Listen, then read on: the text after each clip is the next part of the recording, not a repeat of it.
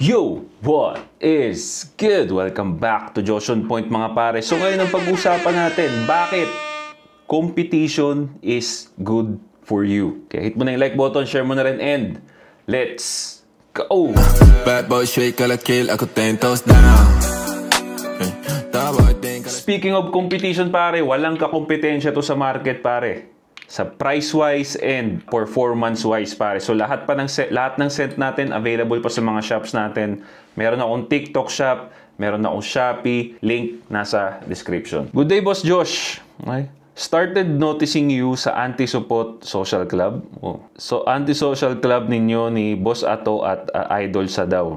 Okay? So mga pare, kung nakasubscribe kayo rito, go ahead.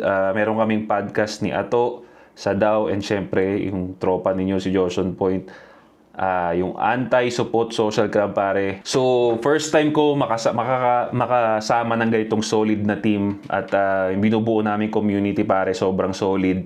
So gusto ko maging part din kayo nun. So go ahead, subscribe kayo sa Anti-Support Social Club. Umpisa pa lang to pare, umpisa pa lang to ng paglawak ng community natin. Okay, so isa yung Anti-Support Social Club sa way para lumawak yung community natin pare. Since most of the time agree ako sa mga point mo, sa mga bagay-bagay, I'd like to ask you this. Backstory is yung EA namin ng tropa ko nagkaroon ng hindi pagkakaintindihan, inggitan. Then all of a sudden, si tropa biglang naging snub, na para bang nakikisali siya doon sa di pagkakaintindihan ng mga EA namin, na brainwash ng jowa. Ako pare ang dating dito parang inisnub na siya nung tropa niya dahil siguro magkaaway yung girlfriend nila. So si tropa niya, magkaaway sila nung mga girlfriend nila. Siya rin, galit na rin siya doon sa boyfriend. Ganun ba? Ako sobrang nasusuputan ako sa mga ganito pare, yung nagpapa-brainwash ang mga jowa nila. Ang masama pa niyan bro, mas nauna mong nakilala yung tropa mo kaysa sa babae. Pero dahil may problema, sinabihan ng jowa or asawa na, lumayo ka na sa mga yan. Lumayo nga. Ako pare, sobrang nasusuputan ako sa ganun. No? Iiwan mo yung nauna mong tropa na kahit wala namang, maintindihan ko pa kung mga masamang impluwensya talaga. Di ba? Mga takaw gulo. Okay. Iwan mo na talaga yan. Di ba? Kasi nandun nga tayo sa diretsong daan eh. Tapos, di ba? Pero pagka happy-happy lang naman, di ba? Tapos ilalayo ka ng asawa mo na bagong salta lang, or girlfriend mo na bagong salta lang sa buhay mo. Tapos ikaw naman maniniwala. Supot ka para sa akin. No?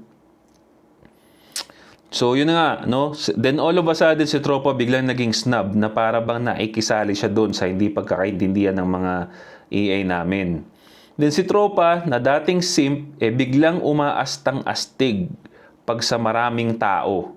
And he started copying my style, shoes, caps, tats, tattoo, and all.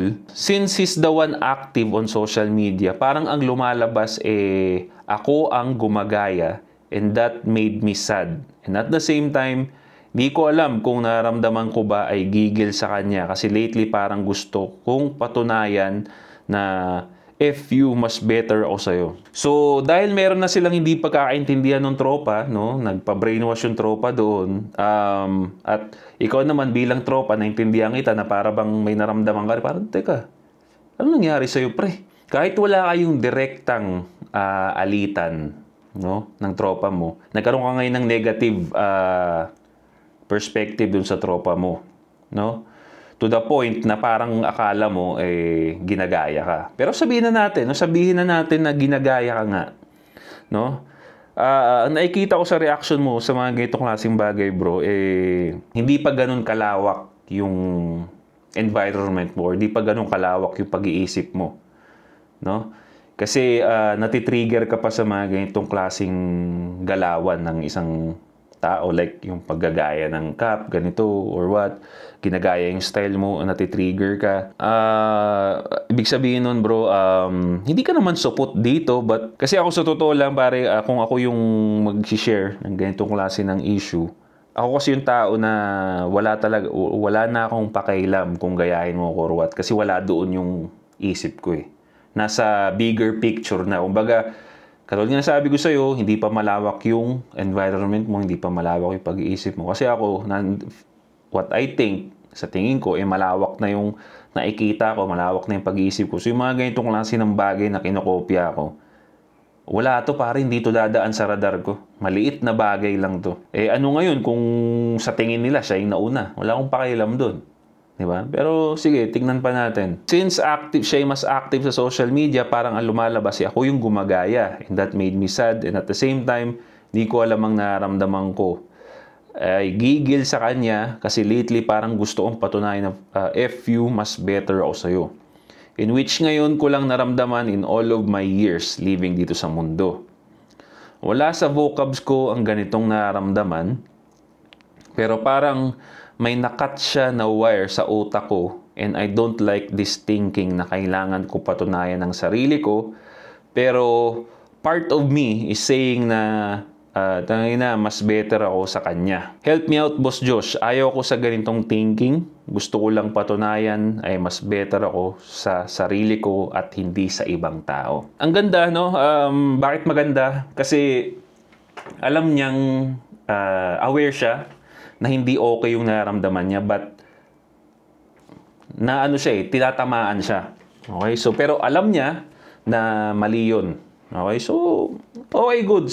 May awareness ka pare, and importante yan na meron ng isang tao na alam niyang supot siya or alam niya meron siyang maling ginagawa sa buhay niya. No? Kaya ako nasabi na competition is good. Right? Is healthy sa isang lalaki, bro. Because, kagaya nga ng sabi ko kanina, kaya ka natitrigger sa pagkukumpara sa'yo or paggagaya sa'yo because maliit pa ang mundo mo. Maliit pa ang environment mo. Now, ito ang solution. Diba? Solution kagad tayo. Gusto mong maalis yan? Maalis yung insecurities mo, maalis yung trigger mo dyan sa paggagaya sa'yo? This is the time para palawakin yung mundo mo. Kung sa tingin mo, ginagaya ka niya, well, anong dapat mong gawin, pare? Di up the ante. Di ba? Up the ante. Okay? Gagayahin mo ako. Okay, copy this. Ngayon, gumawa kayo ng mas mahirap. Yung damit, forma, maliit na bagay lang yun. Ang forma, madali lang naman talaga gayahin eh. Di ba? Nabibili lang sa Shopee yan eh. Meron ka na. Right?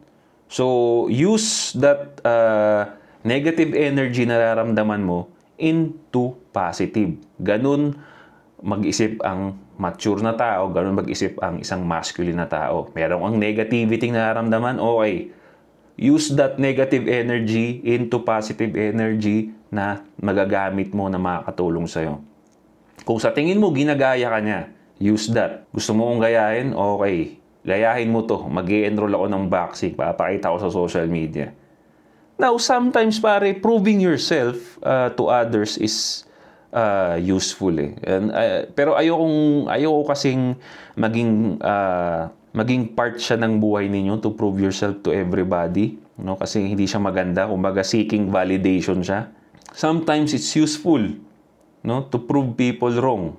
Sometimes, magandang patunayan na mali sila. Kasi dyan tayo namomotivate eh. Competition is good. Sa ating mga lalaki, dyan tayo lumalakas, dyan tayo gumagaling sa competition. Okay? Pagdating sa competition pare, para madali nyong maintindihan, ang lagi kong best example dyan, or naiisip ko lagi, is yung relationship ni Goku at ni Vegeta. Anime reference, di ba? Pero wala kasing, walang tao na pwede mong sabihin na gayahin mo to or sila yung ganito eh. Madalas anime talaga eh. Kung titignan mo pare si Goku at Vegeta, yung relationship nila, healthy rivalry. Rival sila pero sobrang inspiring. Hindi ka may inis kay Vegeta, hindi ka may inis kay Goku. Naiintindihan mo agad kung ano yung ginagawa nilang dalawa. Alam ni Vegeta na mas gifted si Goku. So, anong gagawin ni Vegeta? Mababad trip siya pero gagamitin niya yung negative niyang nararamdaman into positive by training again para maabutan niya si Goku. Nauuna man si Goku sa Super Saiyan na to, Diba, nakapag Super Saiyan si Goku ng una. Nainggit si Vegeta. Sabi niya, ay, di pwede to. Puta, ako yung Prince of Saiyan. O, nag-training siya, nag-Super Saiyan. Pak! Umangat na naman si Goku ng isang Super Saiyan. Ay, hindi pwede to. Nainggit na naman siya. Turn into, yung negative na naramdaman niya, turn into positive. Nag-training siya. So, ganun ang tip ko sa inyo, pare. When you feel something negative, okay, turn it to positive. Katulad ni Vegeta. Inggit is negative. Training is positive. Diba? Inggit, negative energy. Tinransform niya sa training. Puk, ang ganda. It helps him. Naging Super Saiyan siya.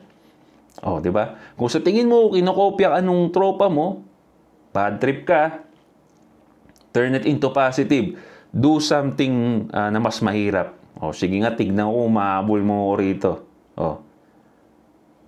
Magbo-boxing ako, magbo-muay thai ako. Oh. Tignan ko kung magaya mo pa to. Tignan natin kung sinong gumagaya. Pag siya nag-training din ng muay thai, alam na ng mga tao kung sino yung kumukopya sa kanya. Ay, kung sino yung nagkokopyahan sa inyo. Pero sino ang nag-benefit nito? Kayong dalawa. Diba? So, medyo corny siya. Si Goku kasi Vegeta siya, di ba? Hindi. But nai-gets yun naman ako eh. Di ba? Ang ganda. Yung sa atin pare, yung insecurities natin bilang lalaki, yan eh. It helps us eh. Yan yung negative energy yan pare. Okay? Negative energy yan na kailangan mo lang i-convert sa positive. Di ba? For example, di ba nga, kahit hindi sa inyong dalawa, pag kunyari, insecure ka dahil, sabihin natin yung nabasted ka, di ba? Diyan nabibuild yung insecurities mo. Pag nabasted ka, parang, anong gagawin ko? Di ba? Nabasted ako, pangit ba ako? Oh. Turn into positive, gano'n. Okay, sige, magpapapogi ako, magpapalakas ako. Para next time hindi. Di ba? Ganun ang laro ng lalaki, pare. Turn your negative energy into positive. At hindi yun nangyayari, pare. No? Hindi mo nare-realize yun pag walang competition. So, maganda yan na yan ang nararanasan mo ngayon. Meron ka na ngayong competition sa buhay. Kasi yung tropa-tropa na yan, pare. No? Diyan nag-umpisa yung competition eh. Di ba yung tropa? Mga tropa mo. Diyan nag-uumpisa yung competition na pwedeng makatulong sa'yo to improve yourself. Diba? Next level ng kalaban pare, hindi na tropa. Mga hindi na tropa, katrabaho. No? Competition na dyan. Hanggang sino ma-promote. Diba? So, ganyan ang buhay pare. No, normal yan. Normal yung nararamdaman mo. Wala kang kasuputan dito sa tingin ko. Ang may supot dito yung tropa mo na yan na lumayo sa tropahan ninyo dahil na brainwash na babae. Siya ang support dito pare, hindi ikaw. Okay? Leave a comment down below pare, ano masasabi ninyo? Kung kayo nasa kalagayan ni tropa, anong gagawin ninyo pare? Alright? Leave a comment down below. So, yeah, that's it for me guys. Perfumes available sa mga shops natin. Link na sa description. Once again, this is Josh on Point. See you next time.